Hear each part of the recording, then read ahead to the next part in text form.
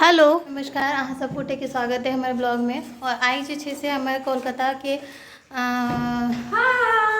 हाय तो आई जे हमारे कोलकाता के हाय कोको हाय तो आई जे ऑलमोस्ट रास्ते राइते यानी कि लास्ट से सही ट्रिप के दुआरे कल को अर्ली मॉर्निंग में निकल जाए ब्लॉग शूट करे के कोशिश करब।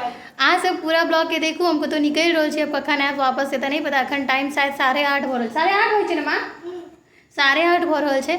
और अंश के देखियो भैया जूता के लेस लगवा रहा है अपन अनमीन से। तो अहाँ सब तो पिछला ब्लॉग में देखबे के लिए अंश के और कोको की टक्कर भऽ रहल छै। ब्लॉग में बनल रहू, देखते रहू कतऽ कतऽ जाइ छी, अहाँ सबके देखाबै छी और कमेंट कऽ के जरूर बतायब जे अहाँ सबके हमर ब्लॉग केहन लागि रहल है। हाय कोको खुश छै, कोको एकदम खुश भऽ गेलै देखियो। हेलो बाय बाय बाय कोकी बाय। तो एखन हम सब BNR के गेट क्रॉस करैत निकल गेल छी सीधा।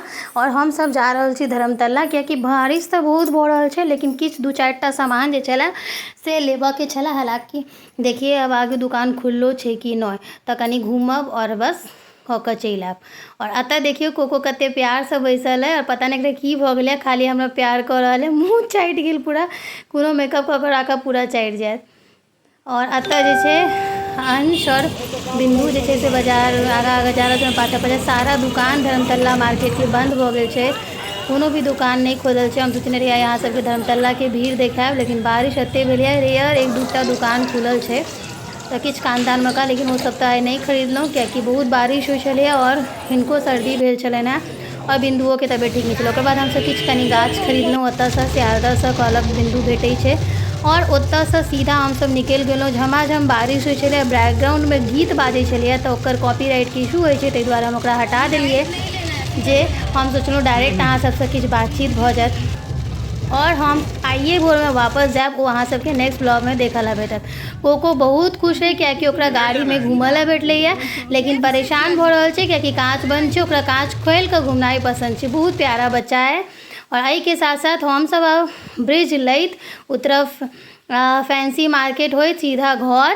और हम सब सोचलहुँ किछु नाश्ता करब, लेकिन कतहु किछु नहीं भेटल, तो हम सब फैंसी नहीं लऽ कऽ खिदिरपुर लऽ लेलहुँ नाश्ता के तलाश में, लेकिन सब दुकान बंद भऽ गेल छलै कियाकि हमरा सबके घर आबैत आबैत 11 बाजि चुकल छलै और ओते राति में किछु खुलल नहीं रहै छै। ई अछि खिदिरपुर मार्केट। हमरा सबके एतहु किछु नहीं भऽ गेल, निराश भऽ कऽ तो हमसब ओनाही मोन चटपटाले घर चलि गेलहुँ। और एखन हमसब अपन कॉलोनी के अंदर घुसि रहल छी। एतऽ सिक्योरिटी तगड़ा रहै छै और 10 बजे के बाद ई गेट खोलि जाइए तऽ प्रवेश अलाउ भऽ जाइ छै, नहीं तऽ दिन भर एकेटा गेट खुलल रहै छै। आब हमसब घर जाए देरी भेटल माँ के हाथ के गरम गरम खाना जे रेडी छलै, तड़का अंडा दऽ कऽ और खीरा और रोटी। आप कोको के मस्ती कनी देख लिया केना कऽ रहल है। शिवम के एनाही ई करै छै, शिवम मुँह झाँपि लेने छै ताहि दुआरे ओकरा कऽ रहल छै। और माँ कहलकै जे वीडियो बनाबै छै कनी देखी ना, अहाँ सबके असल एकर रूप दिखाबै छी।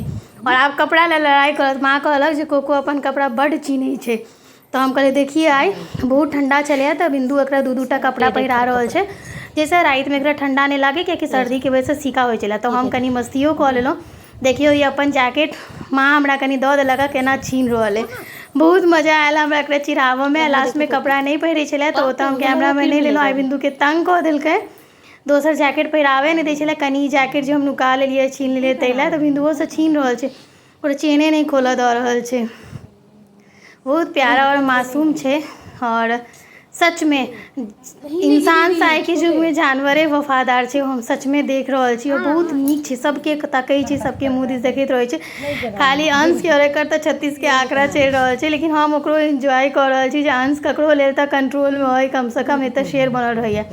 और क्यूटी रेडी भऽ गेल, सब बुरा नजर से बचाई। रेड कलर एकरा पर बहुत सूट करै छै। फिर भेटै छी नेक्स्ट ब्लॉग में। अहाँ सब देख लेलहुँ अंश के मस्ती। और बगल में अंश के पप्पा सुतल छथिन, ओकरो उठावला परेशान भेल छै जे हुनको उठेतनि ताहि के लिए। चलू फिर भेटै छी नेक्स्ट ब्लॉग में। जय मिथिला, जय मैथिली, बाय बाय।